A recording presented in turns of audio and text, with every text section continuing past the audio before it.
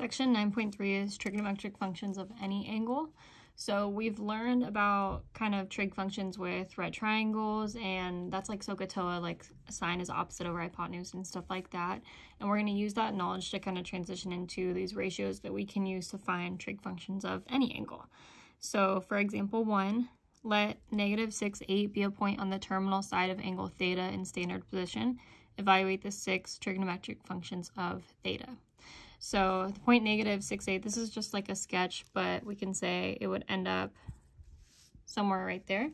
So if we have an angle in standard position, it starts at the positive x-axis. And then the point -6, 8 falls on the terminal side. So like our angle is going to go through that point -6, 8. And it doesn't have to be like perfectly accurate, but it just gives us an idea of what our angle looks like.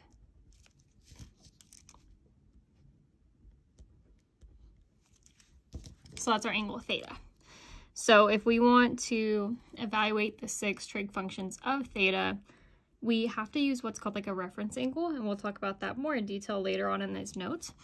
But the reference angle is going to start at like our terminal side, and it's going to extend a vertical line towards the nearest x-axis. So since we're in the second quadrant, our reference angle is just going to be the angle that's created when I just drop down vertical line, and this little angle on here is my reference angle theta prime. So this reference angle theta prime is going to help me actually evaluate the trig functions, and we'll kind of show how they can be connected to like SOHCAHTOA and stuff like that. So in order for me to evaluate the trig function, I first have to know like all the sides of this like kind of new triangle that we created. So I know if this point is -6, 8. I know the height of this triangle is 8. I know the width or the base of the triangle is just 6. And I can use those lengths to find my hypotenuse. So it's kind of like, it's just Pythagorean theorem. So a squared plus b squared equals c squared. So we're going to call the hypotenuse r for radius, think like around a circle. So if I want to find r, do a squared plus b squared equals, well in this case r squared. So 6 squared plus 8 squared equals r squared. 6 squared is 36 plus 8 squared is 64 equals r squared. 36 plus 64 is 100 equals r squared. And then if I square root both sides, I end up with r equals 10. So when we're going to evaluate our trig functions, we want to kind of like state or remind ourselves of what x, y, and r are.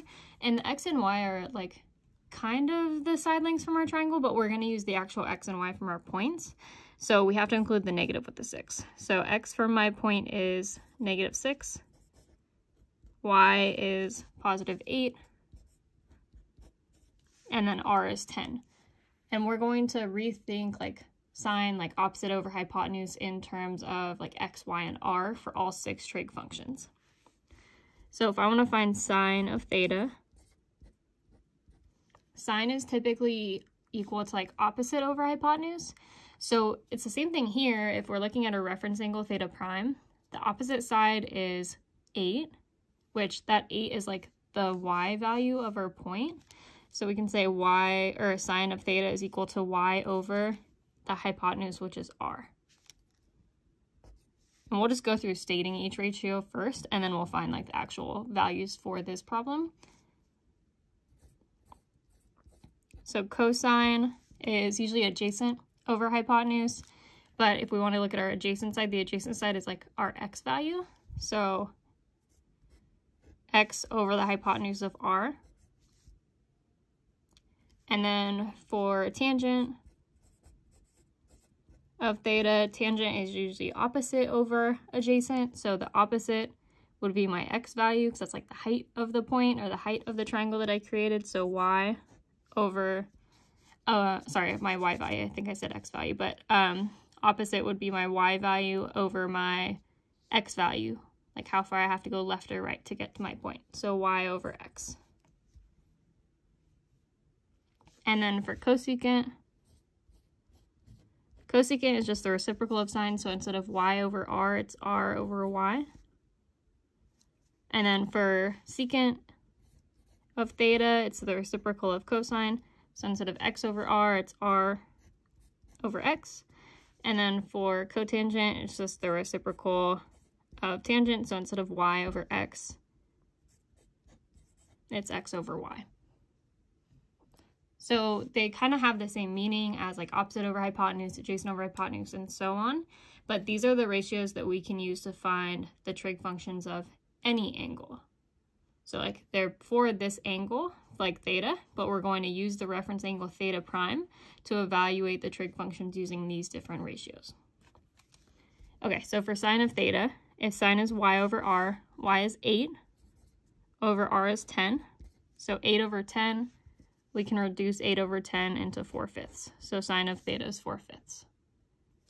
For cosine of theta, it's x over r, so x was -6. Over r was 10, so -6/10. And then we can reduce that to -3/5 by dividing both by 2.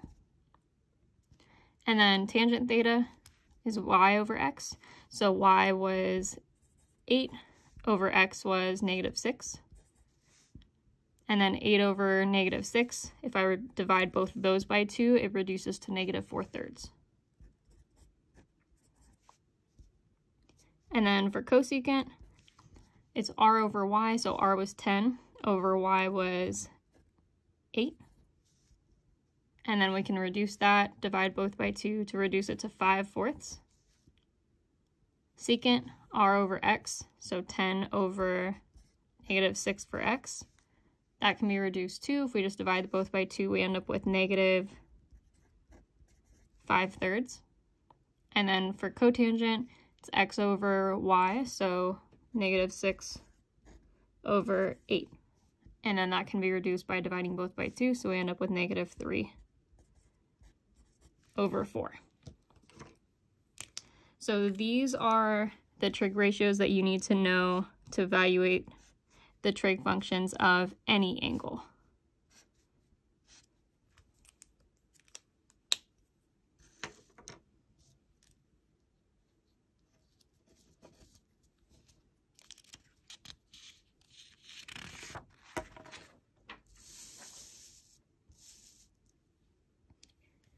Okay, and then for the next example, we're going to start building towards the unit circle. So use a 45, 45, 90 triangle to evaluate the following. So a 45, 45, 90 triangle has two legs that are the same length, and then the hypotenuse, that is the value or the length of the leg times √2. So 45, 45, 90, my legs are x, and then my hypotenuse is x √2. Those are the proportions for a 45, 45, 90 triangle. So if I want to find sine of 45 degrees, and you can like use SOHCAHTOA, especially if you're using a right triangle, like you can use opposite over hypotenuse, that's totally fine. But you would need to use like the other ones like y over r and stuff when you're just kind of given an angle that goes through a random point. Okay, so for sine of 45 degrees, sine is opposite over hypotenuse, so opposite x over the hypotenuse of x √2. And then the x's cancel out, so I'm just left with 1 over √2. And then I have to rationalize the denominator. So I have to multiply numerator and denominator by √2. So 1 times √2 is √2, and then √2 times √2 is √2 squared, so the radical cancels out and I'm just left with 2. And then for b, cosine of 45 degrees, so cosine is adjacent over hypotenuse, so adjacent to 45 is also x over the hypotenuse x √2. So we ended up with the same thing that we originally had for sine of 45 degrees. So without going through all these steps, we know that like the x over x √2, these are going to cancel out. Once we rationalize the denominator, we end up with √2 over 2. And then tangent of 45 degrees, tangent is opposite over adjacent, so opposite x over adjacent x. And then x over x, or x divided by x, just cancels out to 1. So get 2, or root 2 over 2, root 2 over 2, and then 1.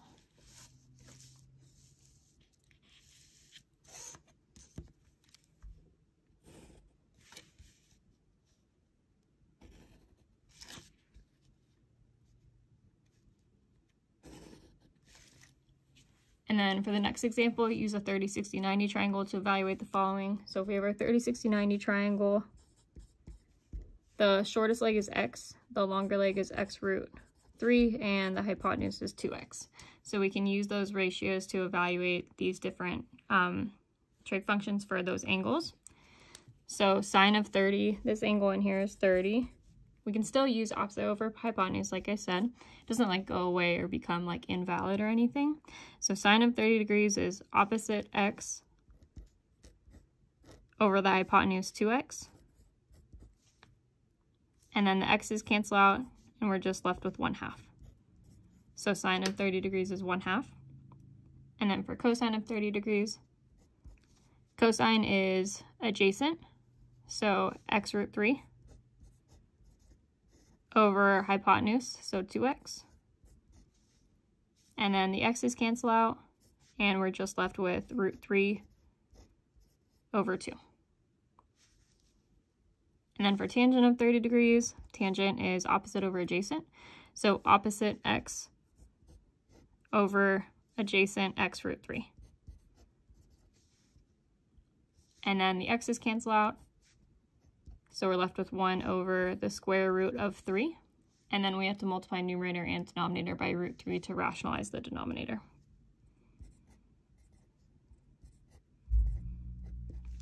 So 1 times root 3 is just root 3, and then root 3 times root 3 just becomes regular 3 because the radical cancels out.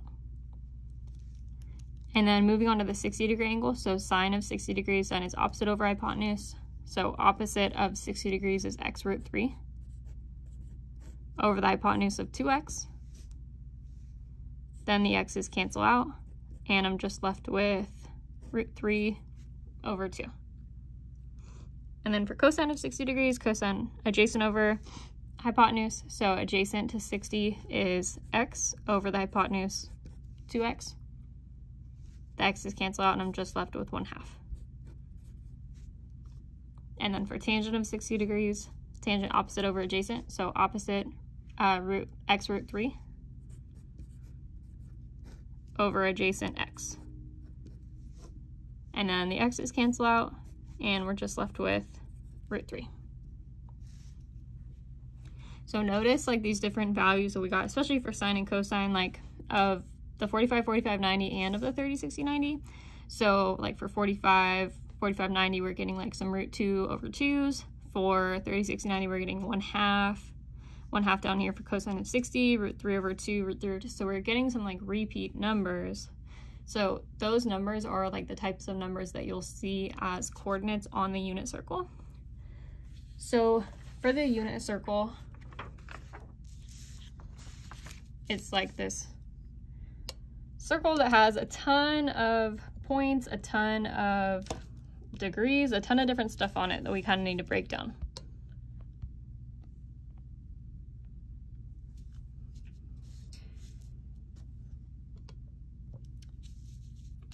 Okay, so if we break down what the unit circle is in general, it's called the unit circle because it has a radius that's 1 unit.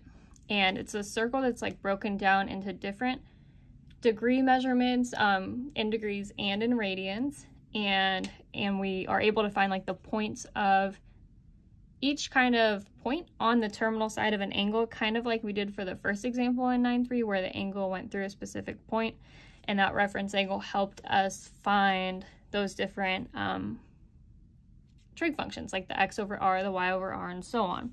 So with the unit circle, if the radius is 1 unit, and we're picturing this as like angles in standard position basically, we know that the middle of the circle is the origin, like if you're thinking on a graph. So if my radius is 1 unit, this point on the edge of the graph is 1, 0. This is 0, 1, negative 1, 0, and 0, negative 1 down here. And then the degrees aren't broken down into like exact increments, they vary a little bit. So the reason they vary is because they're broken down into increments that we can use the special right triangles for. So you'll notice like this jumps up 30 degrees right here. This is a 30-degree angle, a 45-degree angle, a 60-degree angle, and then we end up at our 90-degree. And then there's another 30 degrees, another like additional 15 to get 45 degrees over, and then 60 degrees over. And it goes down in those same increments all the way across. And because of that, we can use special right triangle ratios in order to figure out what these exact points are that fall on the terminal side of each different angle. So if we focus just on quadrant 1, we'll be able to use the points from quadrant 1 to kind of like reflect over to find the rest of the points.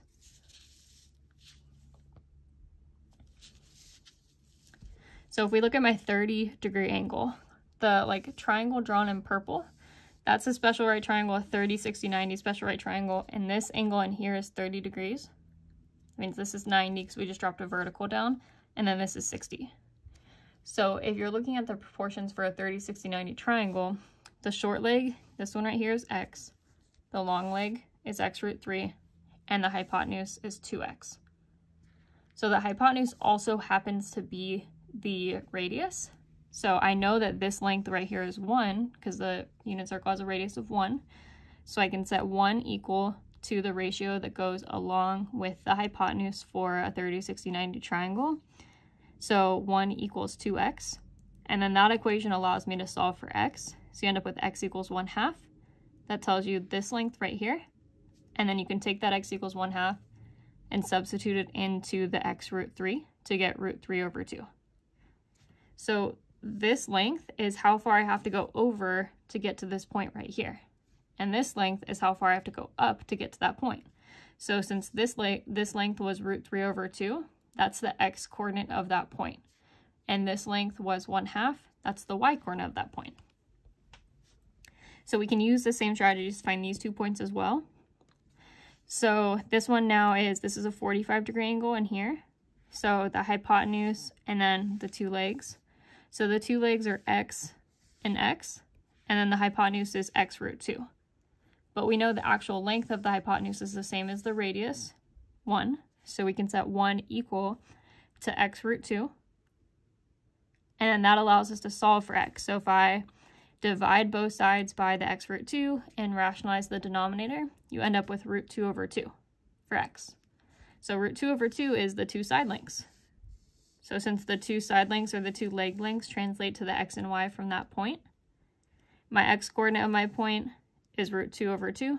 My y coordinate of my point is root 2 over 2 as well. And then for the last one, for this point up here, this is a 60-degree angle, this larger one right here. So it's another 30, 60, 90 right triangle, but the sides are kind of flipped. So this is now my short side, the x value, and this is my long side, the y value. So I can use those proportions again. So the short side is x, the long leg is x root 3, and the hypotenuse is 2x. But I know the hypotenuse is 1 because it's a unit circle, so the radius is 1. So I get 1 equals 2x. I can divide both sides by 2 to get x equals 1/2. Just wrote it up here because it was getting messy down here. So this length, same length, is 1/2. So my x coordinate of my point is 1/2. And if I take that x equals 1/2 and plug it into the ratio or the proportion for the long leg, the x root 3, I end up with a height of root 3 over 2. So that's my y coordinate of my point. And then the best part about the unit circle is that everything is symmetric. So once you know these points, you can reflect them all to get the other points. So like if this point is root 3 over 2 1/2, directly across from it is negative root 3 over 2 1/2. So like my x coordinate just becomes negative because it flips over the y-axis. This point goes from root 2 over 2, root 2 over 2, to flips to the x coordinate becomes negative, but it's the same values. Same thing over here, my x coordinate goes from 1/2 to negative 1/2 because it flips over with the y-axis. And then if we want to reflect vertically, that means just that our y coordinates are going to change from positive to negative.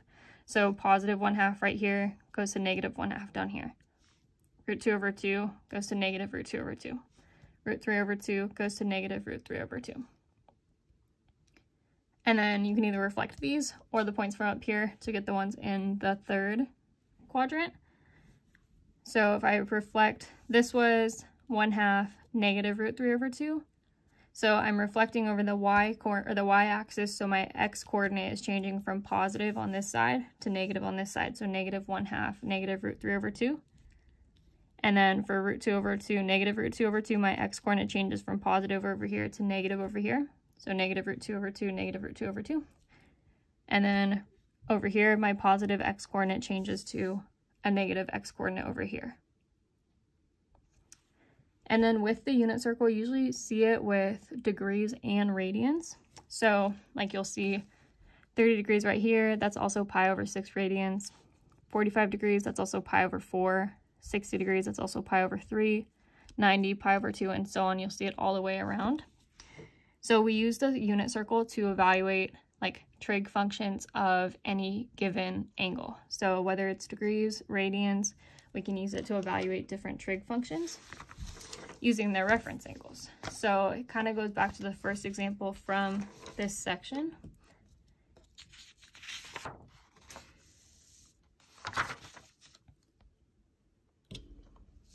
So with reference angles, like I kind of started to talk about before, there's like the actual angle theta, like that starts on the positive x-axis and then it ends wherever the terminal side is.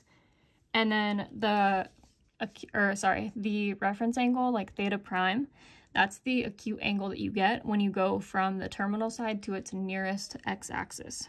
So like if our angle starts on the positive x-axis and ends in quadrant 2, this angle down to the x-axis is my theta prime. It's always going to be an acute angle for the reference angle. If I end in quadrant 3 for my angle in standard position, then I have to go up to meet the x-axis, so this acute angle is my theta prime here. If I go to quadrant 4, then I have to go up to meet the x-axis right here, so this acute angle is my theta prime as well.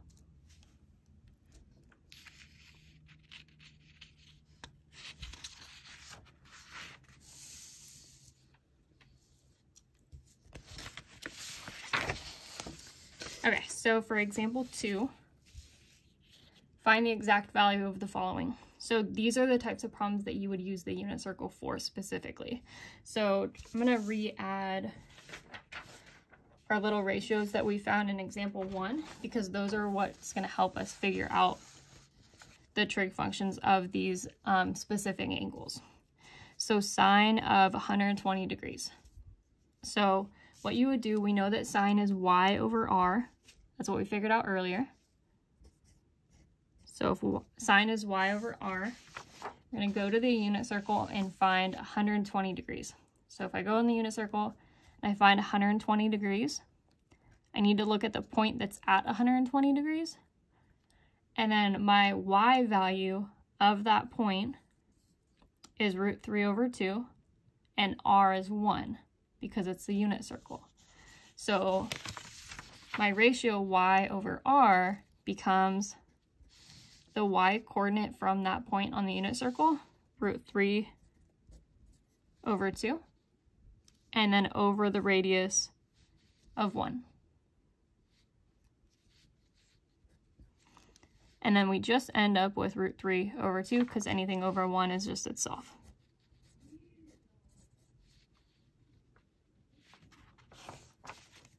And then for cosine of 330 degrees, so cosine is x over r.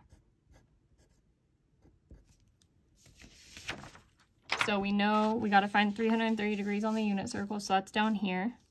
So we'll go around the unit circle, stop on 330 degrees. If cosine is x over r, my x value is root 3 over 2.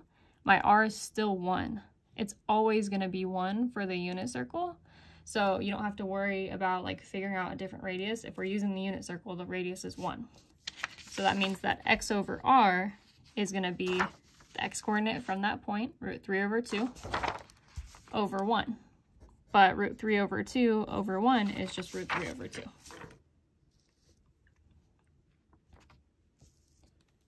And then for cotangent of negative 150 degrees, so remember cotangent is Sorry, I'm running out of room. Cotangent is x over y.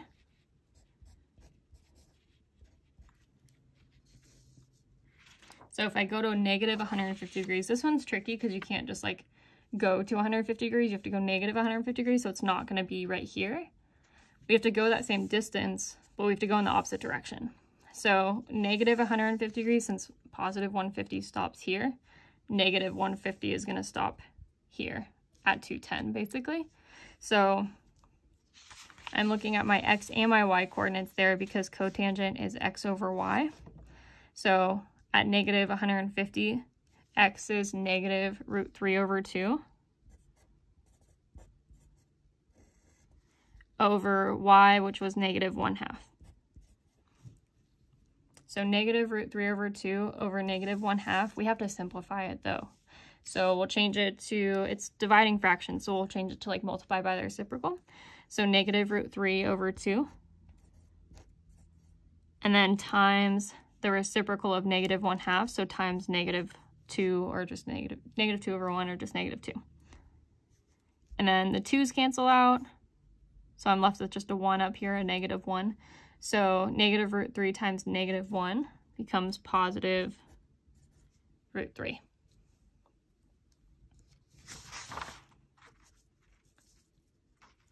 And then for tangent, tangent is y over x. Again, just like referring back to these ratios that we figured out with example 1. So for tangent of 5 pi over 4, need to find 5 pi over 4 on the unit circle, so that's down here. And tangent is y over x, so I need both the x and the y coordinate. So y at 5 pi over 4 is negative root 2 over 2 over the x coordinate, which is also negative root 2 over 2, and then anything divided by itself is just 1. So tangent of 5 pi over 4 is just 1. And then for sine of pi over 2, sine is y over r. So if I look at pi over 2 on my unit circle, it's up here. My y coordinate is 1, so it's going to be 1 over my radius of 1, and then 1 over 1 is just 1. And then for cosine of 9 pi over 4, cosine is x over r. And then we have to find 9 pi over 4 on the unit circle. And if we look at your unit circle, our highest, like pi besides 2 pi, is up here, or pi over 4. It stops at 7 pi over 4. And then another pi over 4, we end up at 2 pi, because it would be like 8 pi over 4. So if we want to find cosine of 9 pi over 4, well, 9, think like 9/4 basically. 9/4 is 2 and 1/4. So since if we go all the way around the circle, we've gone 2 pi, I need to go 2 pi plus and another 1/4 pi. So it would end up right here. Okay. So x over r, my x coordinate of that like pi over 4 and 9 pi over 4 point was root 2 over 2 for x. And then over a radius of 1, so it's just root 2 over 2 over 1, which just simplifies to root 2 over 2.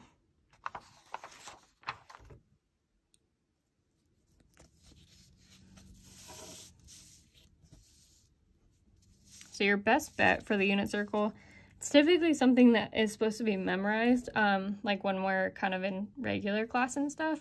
Obviously that's not the case now, but I would do your best to do these types of problems without a calculator, whether it's, even if you're just printing a unit circle that's completed and you're just getting used to using it, will really benefit you in a future math class.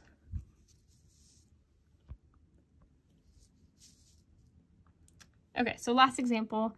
The horizontal distance d traveled by a golf ball is given by d equals v squared over 32 times sine of 2 theta, where v is the initial speed in feet per second and theta is the angle. Estimate the horizontal distance traveled by a golf ball that is hit at an angle of 40 degrees with an initial speed of 90 feet per second.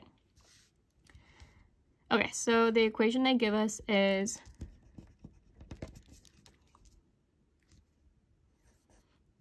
d is equal to v squared and then over 32 sine of 2 theta. And they give us a good amount of information that we can use to fill in this equation. So they tell us that we want to estimate the horizontal distance traveled by a golf ball hit at an angle of 40 degrees. And then it's traveling with an initial speed of 90 feet per second.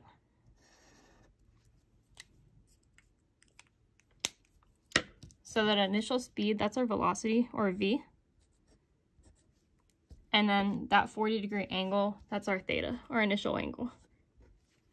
And this one does not need to be converted to radians or anything like that. Okay, so d equals v squared. So our initial velocity was 90 feet per second. So 90 squared over 32 times sine of 2 times theta, so 2 times the angle, 2 times 40. And then we can start simplifying. So 90 squared, 8,100 over 32. And then times sine of 2 times 40, so times sine of 80 degrees. And then from there, we can plug all that in to figure out our horizontal distance. So 8,100 divided by 32, so about 253 or 253.125. And then take that and multiply it by sine of 80 degrees. Just make sure that you're entering a degree into the calculator, so you'd want to make sure that it's in degree mode before using a trig function. So we end up with about 249 feet. So the golf ball's horizontal distance was about 249 feet.